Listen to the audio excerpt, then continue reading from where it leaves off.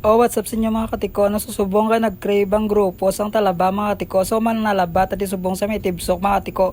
Nasupod ko da sila na sila Chris, si Anje, si Brutas. Kag si Wilfred kag upod ko man di si Katropa Vlog, si Tito Didol no. So siya na si Katropa Vlog. Susuportahan taman sa siya nga vlog mga katiko no. Ga vlog man na siya. Nasara mga tiko, kung gusto nyo manalabad, diri lang ang mga tiko sa unan, gid sang taytay.